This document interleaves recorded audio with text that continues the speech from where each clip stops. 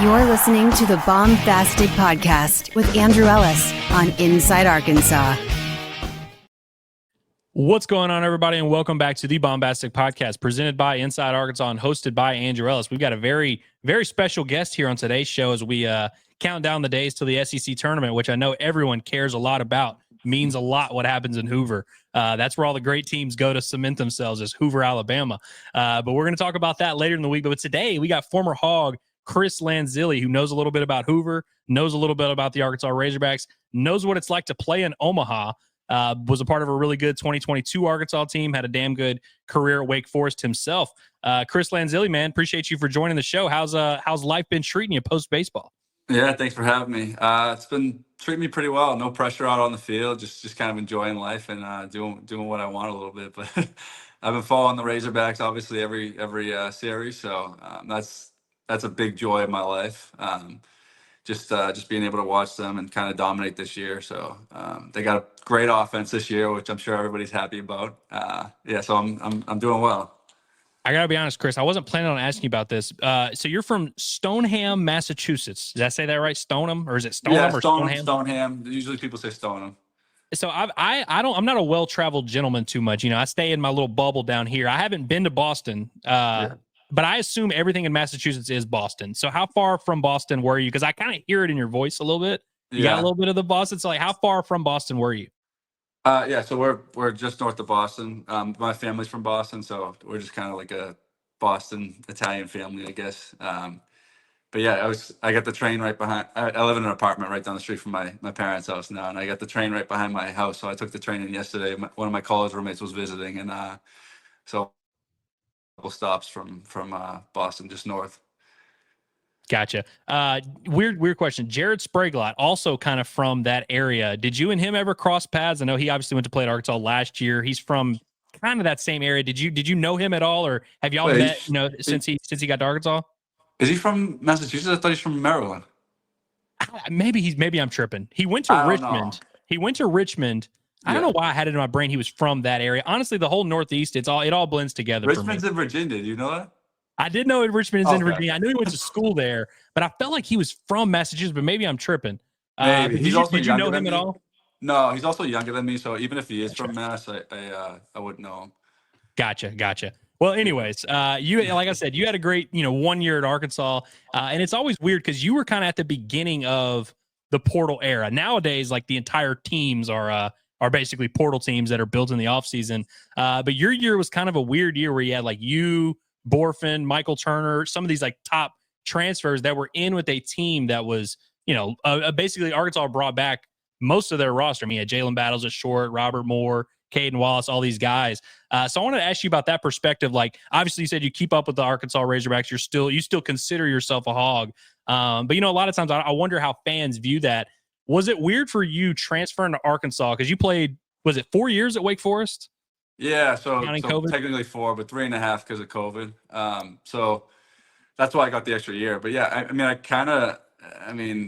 don't really care anymore. So I'm going to come out with it. I consider myself a Hog. I only spent 1 year there, but I made some really good friends. I had some best friends at Wake Forest, but they kind of had their moment when I left, when they made Omaha, and they had some great teams. So I consider myself a Hog. Had my best experiences at Arkansas, and I don't go back to Wake Forest to visit or go to a football game or do anything like that. I go back to Arkansas and I enjoy it, and if I would have done it over with, I would have went there a little bit earlier too. So definitely a Hog through and through. Interesting. That's interesting. I like to hear that. I mean, listen, I'm gonna take your word for it. I'm sure you're just I hope you don't go on the Wake Forest pods and you're like, you know what, I'm a Demon Deacon for life. The Hogs, I don't even really worry about all that stuff. Well, but no, you played on an Omaha team at Arkansas. I imagine that's something that sticks with you for a while. Well, if the Wake Forest fan is watching, then he or she can write me an email or something chirping at me, but I can tell you a quote from somebody's wife in the Wake Forest baseball on their team. They don't like when a lot of their fans, like they'll max out at like 3,000 fans, But generally, there'll be like 20 fans in the stands, and they don't like when a lot of the fans show up because they're such fair weather fans. They don't care about Wake Forest baseball. They just, if they're doing good, they show up. If they're doing bad, there's nobody there. So it's like I don't really have anybody to answer to. So I have no problem saying any of this. Yeah, I hear you. Yeah, you definitely have a lot larger fan base to piss off if you piss off Arkansas fans compared to Wake Forest fans. You know, it's interesting. Another guy that is a Wake Forest, Arkansas kind of guy, Matt Hobbs. I remember him saying something earlier in the year where he was like, you know, there's a lot of schools you can go to where they don't care what you do on the field. Like, they don't care whether you win or lose. At Arkansas, they do. And like, that is a privilege. It's a privilege to have, a fan base like that behind you. But I want to go back and take a trip down memory lane real quick. So obviously, you know, we talk about your time at Wake Forest. You had an unreal, I guess it would have been the 2019 season, your sophomore year, where you hit however many home runs it was, hit like 350. We're one of the top players in the country. COVID happens. You come back in 2021, finish out your year there. What led you to Arkansas? Like, when you entered the portal, did you kind of already know, or did you have any familiarity with Arkansas right away? Or like, what was that process like of you entering the portal and then seeing what your options would be there for your grad year? Yeah, so just to keep a long story short, I was draft eligible as a sophomore there in 2019. Like, I was offered a significant amount of money and could have went pretty early in the draft, and had an agent that turned down the money for me. So ended up getting a new agent the next year and was still pretty motivated to get drafted my junior year, even though I was a year older. Played decent and all. Didn't get taken there. Didn't want to sign after the draft. And then my senior year at Wake Forest, I never imagined playing 4 years in college because I was like, I'll take a bag of chips. Like, I don't want to go to class anymore. I'll take a bag of chips to go to pro ball. And I ended up not taking anything. So was super depressed my senior year at Wake Forest. Just ended up not giving it SHIT. I don't know if I can swear on this podcast. You're good to swear. You're all good, man. Ended up not caring at all, and really taking no pride in the game and in myself, and it affected me a lot my senior year at Wake Forest. But I mean, so I knew I wasn't getting drafted then because I didn't really show much of an effort on the field. Then when that year ended, I was like, all right, I know.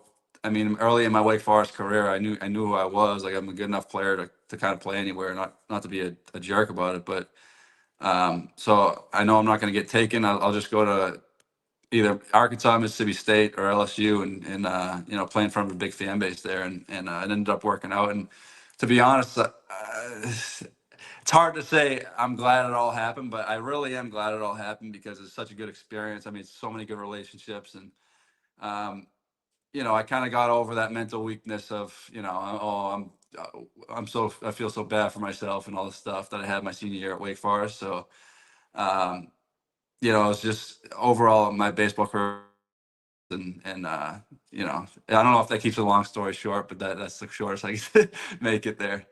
Did I answer your question all right there? Yeah, no, perfect. You're crushing it, bro. I had a high school coach that he used to call it the "woe is me" mentality. The always down on yourself. You strike out, you're mad at yourself, all that kind of stuff.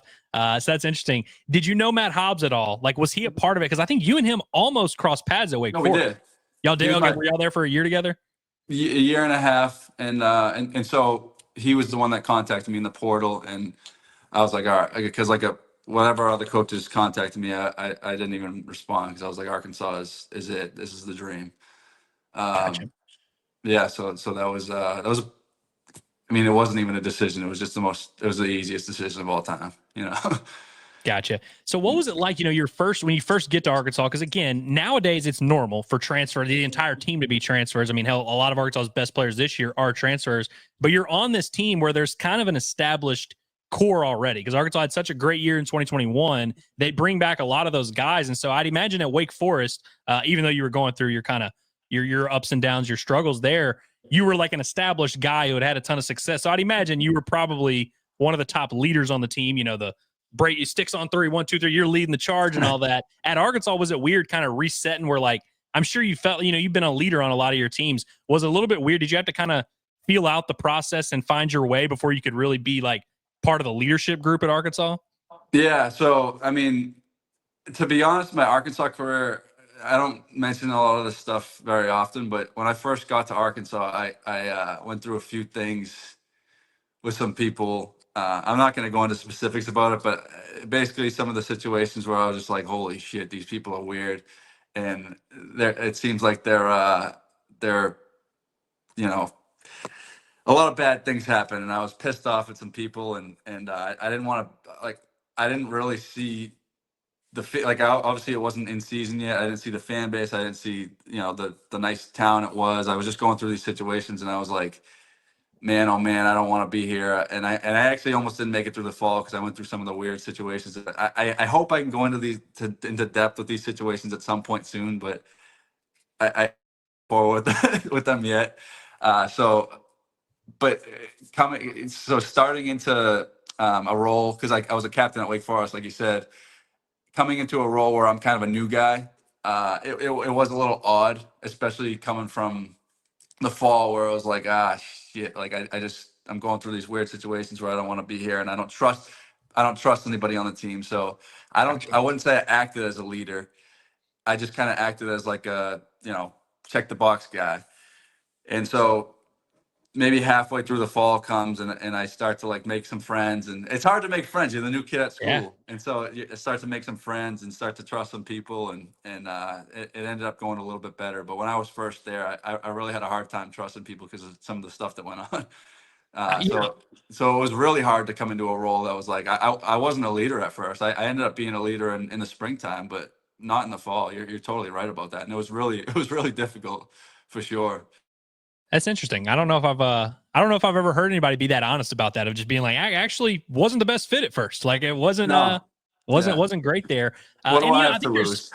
Arkansas is good. And I think one thing that sets Arkansas apart, which I'm sure you can talk about a little bit, is the culture of, Van Horn kind of gets, through one way or another, that team's going to come together at some point. And it seems like you were able to be a part of that at Arkansas. And I'm sure we're going to get to talk about that here in a second. But I think there's a little bit of that competition, especially with, say you're a starting third baseman, and then all of a sudden your team goes out there and brings in a third baseman in the portal. You're like, screw this guy. I don't like this guy. Yeah. Like, I don't want this guy here. And so I'm sure, you bring in a guy with your success, your track record.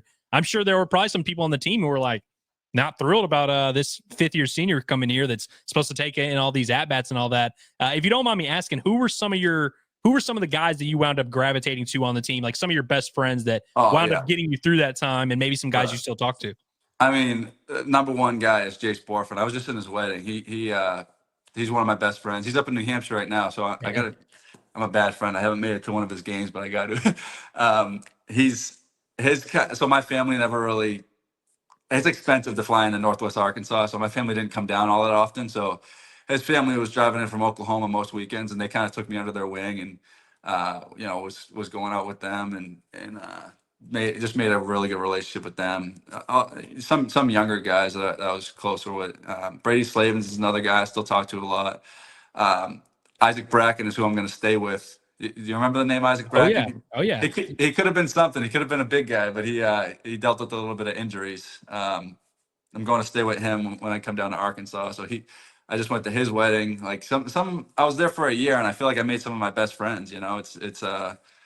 There were some really good guys, as negative as I might have sounded with. So it was just off the bat. It was a bad first impression. You know what I mean?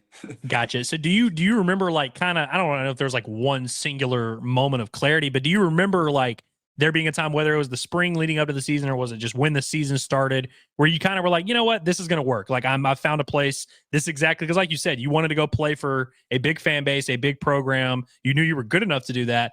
At what point did you really start to settle in? Like, was there something that happened on the field or something off where you kind of reached that moment where you're like, all right, I'm good now? I felt like in college when the springtime comes and it's kind of just go time, the mood changes, and it's like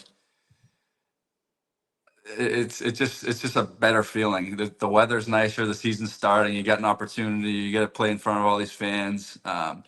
Then we started winning, and I think that brings everybody together as it is. So some of that stuff, and I don't really remember a specific point in it, but it was sometime near the spring. But also I will say, like, I sucked in the fall. Like I didn't really like.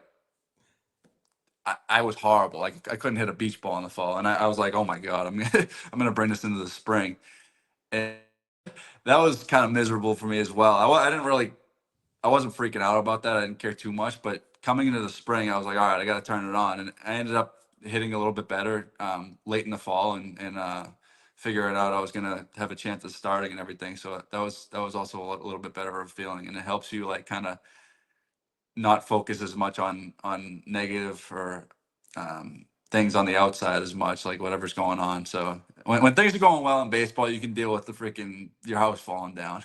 You know what I mean? So it's I guess that explains it a little bit. Gotcha. You know, it's funny. I actually vaguely remember this because one, I'm a nerd about this stuff. So I go to every fall scrimmage. I go to all as many as I can get to. And that was my first year, like really being on the beat. So I was like taking stats at every scrimmage. Like I could probably tell you your batting average from that fall or whatever. But I actually remember it's funny because Jace Borfin wound up getting hurt during the season, was banged up a little bit. I think he like ran into the fence pregame and hurt his shoulder.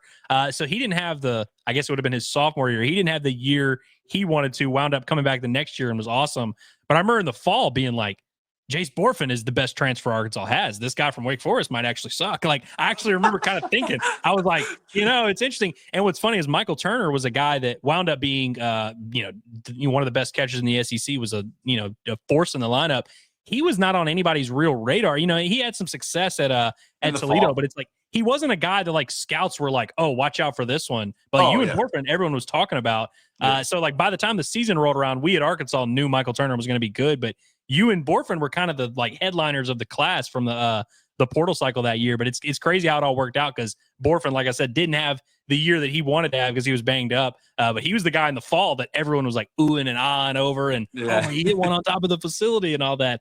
And I do remember, like, I wouldn't say I was disappointed, but I was like, Curse Lanzilli. I was like, maybe he's not a lock for the lineup. I don't know. Because you know how it is. You're trying to project the lineup, and it's such a good squad. There's so many good options. And I remember Stovall, we were all kind of wondering where Stovall was going to play.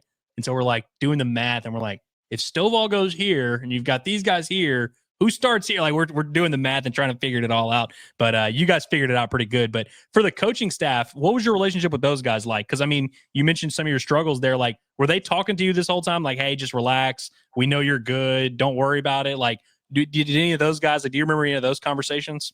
I'd say they just want to win. They just want to put the best guys in, and that's how they should be. It's a business, so it's not like I think if you're doing well, it's like I said before, it's the best thing in the world, and your relationship with the coaches are great. But if you're doing poorly, I mean, your relationship probably isn't quite as good, and also you're in your head like, oh, this guy hates me because I suck, like so it's just a little bit of that, but.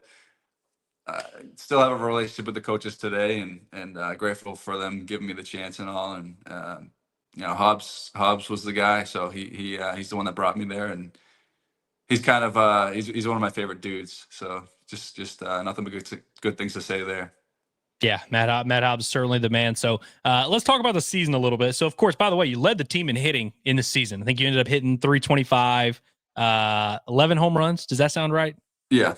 Yeah, good. I'd say decent year for in the SEC. So it ends up going well for you. I mean, you pretty much, there was a stretch where you were like early in the year where it was like they were moving the lineup around, but I feel like once things got settled, you were hitting in the middle of the order every single day in right field, like established and one of the more productive players on the team. Y'all have a great start to the year, and I believe y'all lost at least the last 2 series, maybe the last 3, but things kind of started going downhill a little bit down the stretch, and the fan base, as you know, freaking out. They're all panicking. And then a specific moment happens that I want to talk to you about. So Michael Turner goes to the media and says, it's hard to play at Arkansas. It's kind of tough. And, sometimes the fans can get after us a little bit, which leads for a specific radio host who I'm not going to name to go on this long tirade and call him a rental player, call him a loser, and all this. Me covering the team, and I know a lot of people in the fan base, that was like a moment for that season because you guys had just gotten bounced from Hoover, and it was like, holy cow, like they're not going to end up hosting. Everyone's panicking. For you guys on the team, what was that time period like where you go 0-2 in Hoover, you've lost some games? Did y'all have some type of like come to Jesus moment as a team?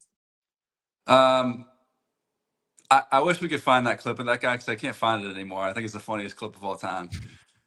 His speech he couldn't have written up a better speech. But it was just kind of one of those drama moments that it was like nobody really thought nobody thought much of it because it was like a big situation in the media, but it was like it doesn't really affect us. And the people that were serious humans were just laughing about it, and so it really wasn't much. But I think you pointed out earlier before we started this that it kind of flipped the switch during our season. I think I might agree with you. I don't have any evidence that it didn't. So maybe it kind of set a fire in us, and I'm sure the coaches took to it a little bit, and wanted that guy to eat his words and everything. So and I'm sure Turner did as well. But I don't have any evidence against that or for it. But I think you might be right in that. But overall, I think the situation is just hilarious. Yeah. It is just funny how like that's how baseball works. We're like, and we're all superstitious where, if I'm sitting in this seat and the guy hits a home run, now I got to sit in that seat all the time. If a radio guy says something crazy and then we go on a run, now every year we're going to have somebody do something like that. But it is like, it's really never, like you say, it's never as good as you feel when you're winning. It's never as bad as you feel when you're losing. The truth's always somewhere in the middle. But going into that regional in Stillwater, which wound up being the most chaotic region, maybe the most chaotic regional in NCAA tournament of history. All time. Yeah. I'm sure you guys had confidence. You'd had a good year. You knew you were a good team, knew you had talent. Did you guys in the locker room feel like, hey, we're about to go on a run, like we're about to tear it up? Or was it just kind of like something you didn't have to speak about? I don't know. I just remember feeling like things were going to go well because I don't know. It was just kind of go time. It was like things felt like they mattered just a little bit more, and like some guys to situations that dictate your season, and some guys crumble. And I think we had a lot of guys that kind of had experience that were a little bit tougher under pressure, and we handled that a little bit better. And that I see a lot of people on Twitter saying, in past years of teams that failed in the playoffs and this and that, and that could be something to it. You just need some of those guys that just have not. I hadn't been there before, but I just felt like this is not a big deal. Like this is what I wanted. This is what I signed up for. So you just got to have attitudes like that, and I think that's what I wouldn't say we're sitting in the locker room saying, "Oh, we got so hot right now." Because you never know in baseball. It just kind of happens. Everybody got hot at the same time, and unfortunately, Oklahoma and Ole Miss were a little bit hotter. So that's what it's all about. Because those teams, in my opinion, weren't all that great. They were just hot. Yeah. So when we were talking going before we did the show, you were saying how you kept talking about how awesome it was to play for this Razorback fan base. That was a huge part of why you wanted to go to Arkansas, and you even joked about how if someone tweets something about your nose or whatever, you're cool with it. Now that you look back on it, you feel that way. Did you feel that way in the moment where you were like, this is awesome having all these people care? Or was it something that kind of you had to struggle with a little bit? No, I mean, I didn't care. If I found something on Twitter, my friends would send me stuff because it's hilarious laughing about it, even after a bad game on the bus. You shouldn't be doing that. But I have my sense of humor is just kind of nothing matters, but everything matters. I don't care what people say. I just think it's I laugh at it and I do my best. It shouldn't affect you. I think I was saying to you before, you don't like it, then don't get the app. I mean, turn your phones off, and that's what a lot of guys did, and they handled it. That's how they had to handle it. Happy for them that way, but I don't get offended by stuff. I think everybody should be able to say whatever they need to say. So I think that's part of my thought process. Gotcha. So you get to Omaha. And now you and Wake Forest, you never went to Omaha, right? So this was your first time going to Omaha, right? We had some of the most talented teams at Wake Forest. We never made a regional. Never made a regional? Regional, never. Oh, wow. So you'd never played NCAA. You'd never played any of it. You were just, wow. Okay. So you. Yeah, my junior year, we had 11 guys that threw 95, 96 plus. 11 guys. I've never been on a team as talented as that. And then our lineup was crazy talented. It's just we had a lot of in the locker room, stuff going on. It was not a normal. My Wake Forest career was not normal. I was speaking about this with my old roommate last night because he was in town. He's playing for the Worcester, or he's playing against the Worcester White Sox or whatever they're called. Yeah. So he Ubered into Boston, and we were talking about our Wake Forest experience. Anyways, that's a rant. No, yeah. You know what it is you had all those 95, 96 arms, but you didn't have Matt Hobbs to guide them in the right direction. That's what it was. Well, Uh, oh man, I wish I could speak out about that. Yeah, that's exactly what it I don't is. want to get you in trouble Hobbs with is a your Wake dream. Forest people. I don't want them to ban you from Winston-Salem. But I want to be free. Like I just want to say my stuff. Yeah, I'll get with you soon, and I'll come out about everything. We'll have to talk about it when you come to Fayetteville for the regional next week. Which, by the way, we're going to get to that in a Absolutely. second. We're going to get to that in a Okay. second. But so back to 2022, you're in Omaha, and you're again playing in Omaha. That's like everyone's dream. When you're growing up, you're like imagining you're playing wiffle ball with your buddies, and you're thinking about going to Omaha. So I'm sure just going alone is probably a cool experience. Then you got to have some success. You play Stanford in the first game, a team that had beat you in Round Rock. Probably one of the least favorite games you've ever been a part of was that Round Rock game against Stanford back in the day. It was like 28 degrees and windy. I was coming from Boston and I go to Texas. Like I didn't know it got that cold. Yeah. Ever since then, so Arkansas since that year has gone to Arlington every year, like inside the Rangers facility. And because of that experience, Van Horn was like, we're never playing in an outdoor stadium. If we're doing one of these trip things, we're going to be in a dome. But you play Stanford in Omaha. So it's kind of like a full circle moment because that was like a rough moment for the team. Now you're here in Omaha, the biggest stage, and you get a chance to beat that team. You end up kicking their ass 17-2, but it didn't necessarily start that way. Back early in the game, it was kind of back and forth. You had a big home run that kind of lifted the seal, and I feel like kind of broke the game open. And you hit a home run in Omaha. Anytime you hit a home run, it's cool. Anytime you win in Omaha, but like that moment where you hit that home run, do you remember what was going through your brain? Was it kind of like a full circle, holy cow, I'm here in Omaha and I just hit a home run type of moment?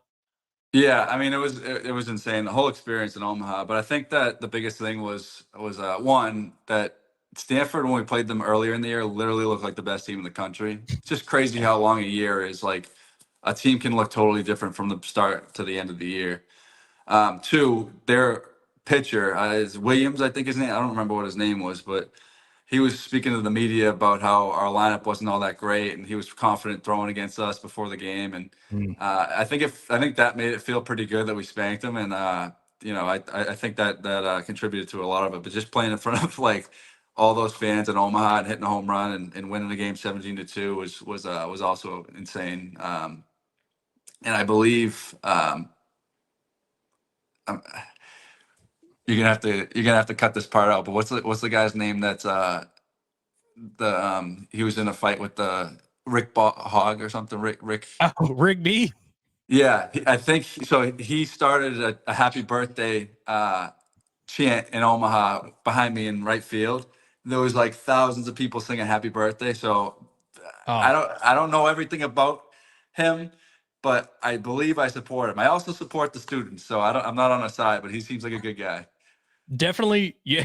Yeah. You had me nervous there for a second. I didn't know where you were going with that, but no, that is a great story. And that is something that you should always remember. I mean, that's cool. And, that's the good side of the Razorback fan base, which every now and then we get to see. A lot of times there's a lot of infighting and all that. You're smart to stay out of that battle, but I think that's cool that, because like you were talking about earlier, how you had that kind of, when you first get to Arkansas and you're kind of thinking, damn, was this really the right decision? And you're kind of questioning it, having some second guessing, and you're coming off a year where you kind of had a lot of that. For it to come full circle in Omaha in the same, like you say, it's a season so long. Now here you are in June. Like, was there a moment where you kind of took a step back and you were like, wow, everything kind of worked out flawlessly? Like you came to Arkansas to do exactly this, and now here you are hitting cleanup, hitting bombs in Omaha. Yeah, I mean, there was kind of no turning back there. I missed out on a lot of opportunities early in my career, and that I could have capitalized on, but in that moment when I was having so much fun during the season and just like it felt like things were going right for the team and so much energy in Northwest Arkansas, it was just like such a blast. I felt like I had no regrets in my baseball career in my life. So I felt like that was when I put together like everything kind of happens for a reason, and whether you go play pro ball or not, like this is such a good experience, and I'm glad I got to be part of this. Speaking of your pro ball experience, you're one of the many Hogs that had some time in a Chicago minor league. Like literally all the White Sox minor league system is just filled with Razorbacks now. Of course, now with Hagen going there, but it's like Ramage went there with you. There was like 7 of y'all. And then there's a lot of Cubs. I think like Christian Franklin's with the Cubs, Connor Nolan's with the Cubs, Evan Taylor's with the Cubs. It's kind of crazy how many Hogs are in Chicago. But what do you remember? I mean, obviously, it was, did you play 2 years professionally? Yeah. So What yeah, all I do you mean, remember? Like, did you have some cool moments, cool stories throughout that? Well, I mean, I feel like I got to know Turner better in pro ball because we became roommates, and he's like a quiet guy and kind of to himself. And at Arkansas, I feel like we didn't really, and he also had a girlfriend at Arkansas, so he was probably with her a lot more often, but we didn't really like cross paths that often at Arkansas, believe it Interesting. or not. You know, you think the whole team would probably get together decently often, but I mean, the majority of the team I talked to, I didn't get close to him till pro ball. Like you said, my pro ball career was short and didn't really play a whole lot, so like it didn't. I don't really have that many memories from from pro ball, to be honest. But yeah, a lot of Razorbacks in there. Is it just cool to like kind of be like, hey, I did this? You know, I played in the minor leagues. Like I was a professional baseball player. Was it cool to just kind of have that experience, have that on your belt? Not really. I mean, I don't. No, I tell people I played at Arkansas, and that's better than playing with the minor leagues with the White Sox. There's a lot of kids in the minor leagues with the White Sox couldn't have played at Arkansas, so or Wake Yeah. Forest. But and I also had a kind of an opportunity earlier in my career, like I said, I could have been a little bit more of an important piece for a team like that. But signing as an undrafted free agent, you're basically a filler, so you don't really. I'm not one to like. I don't really care when people play pro ball. It's like a lot of bad players play pro ball, so it doesn't really mean much to me. You know what I mean? I just appreciate my college career mostly. It was a great time, and Gotcha. also the game after we lost in the College World Series, signed with the White Sox, and we're playing in the complex and playing with like a lot of young Latinos that don't really know the fundamentals of the game. Playing on the backfields where there's 3 people watching the game as opposed to 26,000 in Omaha. Yeah. At least 3 fly balls dropped per game. Some kids don't know how to tag up. I mean, it's just an absolute like culture shock going to the rookie ball. You know, that's interesting. That makes me think, you know, I didn't really think about this until now, but like, obviously, you know, you've had different, you weren't a massive recruit coming out of high school, right? Like you weren't, or were you a guy that had like some buzz? I could have went to SEC, ACC colleges, but I committed to Wake right after I got Tommy John early in my high school career. So that delayed it a little bit, and I also didn't like go to a ton of tournaments, so I was kind of just low key. Gotcha. That's kind of what the vibe I got from doing a quick. I mean, I'm gonna be honest with you. Did a quick little look through your bio and some of your stuff and all that. So I was like, okay, so interesting. But if I you will could go say back, that the school that I was going to tour after Wake was Ole Miss, so thank God I got Tommy John. Huh? yeah, that would have been a disaster, dude. I would not. You probably would be a completely different human being. Like your personality would be completely different if you had gone to Ole Miss. You'd be wearing a bow tie right now. It'd be disgusting. Yeah, But that's right. if you could go back in time, so like let's say we go, you know, let's say you're redoing your baseball career and you're a senior in high school and you have a chance to be, let's say, a second round pick out of high school. Is that something you'd think about where you'd be like, do I really want to sign out of high school and go play in a lot of those situations like you just described, chain link fences in front of 12 fans? If you like knowing what you know now, would you probably still go to college even if you were getting offered a ton of money out of high school? No, I mean, I think when kids turn down money out of high school, I think it's just ridiculous because I'll tell you from experience. I mean, I played with some top couple rounders that were high school kids that, I mean, to put it plainly, couldn't sniff my shoes when I was even their age. Like I played with some kids that set strikeout records that looked like they were wearing the blindfold playing the wiffle ball thing. Um, that made a lot of money out of high school that just get rolled out there and play every day and are set to play for 5, 6 years until their time's up. So I think you get unlimited opportunity if you take the money out of high school, even if you're like a 10 to 15th rounder. I think you got to take the money, take your opportunities, and you're not guaranteed it out of college. I mean, you see so many guys that are offered a lot of money at high school and don't take it, and then they just lose that money. I think it's just absurd. I think it's a life-altering decision to not take it. You know what I mean? Yeah, it's there's very few Hagen Smiths who kind of did do that, where he like had some opportunities out of high school, turned it down, wound up being the number 5 overall pick. Like everyone sees that, but like you say, it's those are kind of few and far between. But I Yeah. do think it's interesting with some of these SEC guys who have gone. I mean, like think about a guy like Caglianone from Florida, I think he just got called up to AAA the other day. He was hitting SEC pitching this time last year. Now he's going to be hitting big league pitching. So I do think it's kind of interesting of like what prepares you for pro ball better And I think we're starting to see an uptick in some guys that go straight from the SEC and are kind of able. I mean, Paul Skeens literally might be the best pitcher on the planet right now, and he was pitching the SEC. He's unreal. Yeah. Yeah, it's Caglione interesting to is see, a beast too. Yeah. Unbelievable. I wonder, I wonder what I would do in that situation. I'm sure we all would be like, oh, yeah, I do this, I do that. You don't really know until you're in that situation. But I wonder if the changing of the guard, especially with NIL now, how much, which, by the way, really wasn't a thing when you were playing, right? I guess that was maybe the year before. Not really. Yeah, it was like the first year. It was very small stuff. Gotcha. Yeah, I wonder now if, these teams with NIL and, some of these SEC players that have had so much success, if there's going to be some more high school kids that maybe have the changing of the guard, maybe think about it a little differently. But it sounds like if you're advising them, they're getting paid. I just seen too many kids that one, like we talked about, lose the money, and two, you got pro ball. I didn't realize until I got there, it's all about one, how much money you make, two, when you were drafted, and three, your age, obviously. So whether I was, good back then or good now, it doesn't matter. I was 25 when I signed into pro ball, and I was going to play 2-3 times a week, and it was going to be kind of an uphill battle. You can't have success if you're a undrafted free agent unless something lucky happens, like somebody gets hurt or somebody plays themselves out of a role.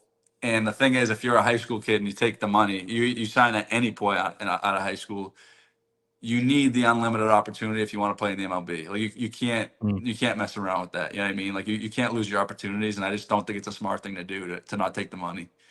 I've just seen too many. I don't know if I've ever heard this kind of perspective on the opportunity of how you're treated within the organization if you're an 18-year-old that's kind of treated with kid gloves a little bit. I never really thought about it like that.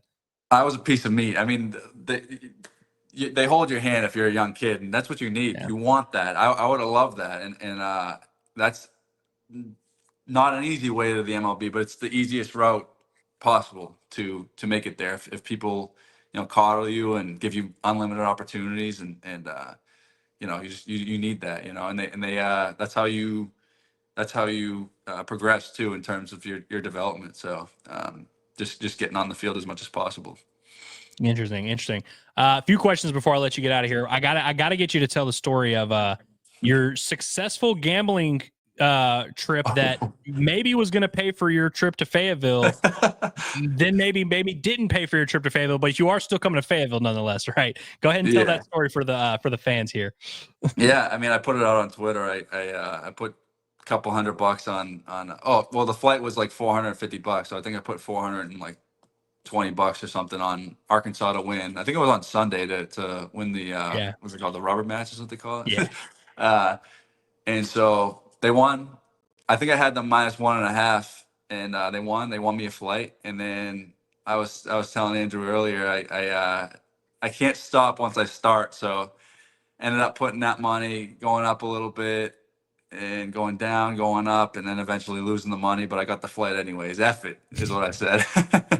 You're like, you know what? Because at that point, it's like that would be kind of depressing if you just didn't go to Fayetteville. I mean, now once you tweeted it out, you had to go to Fayetteville. I look like such a phony.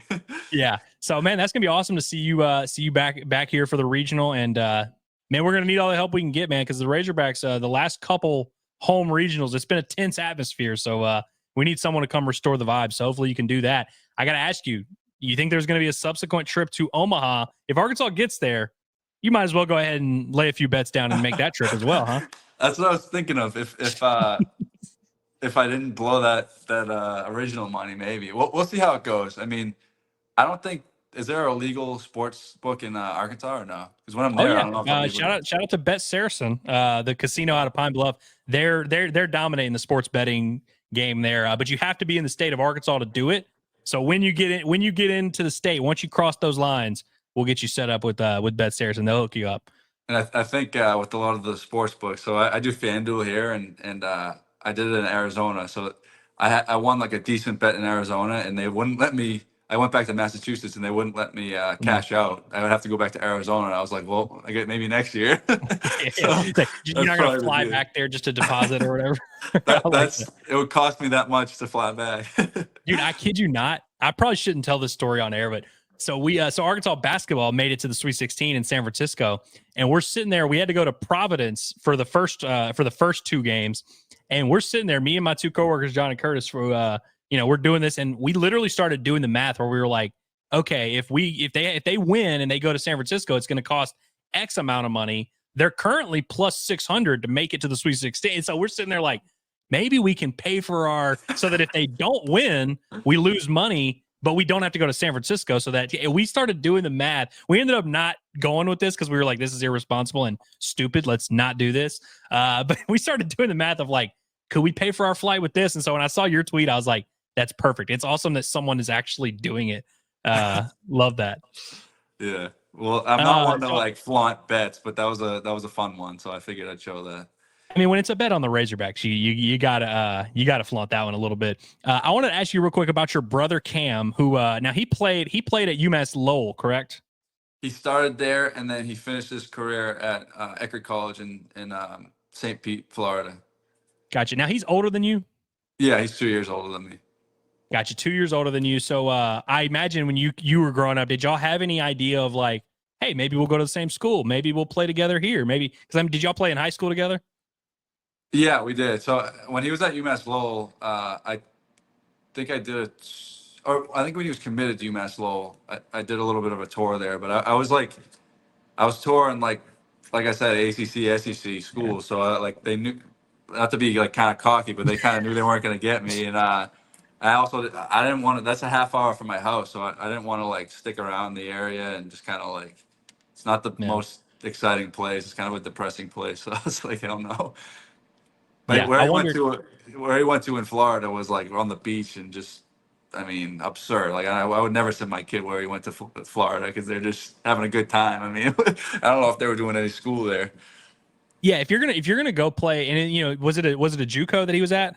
It was a D2, so it was in like the Sunshine Conference or like like Tampa. Gotcha. And some of those schools are in.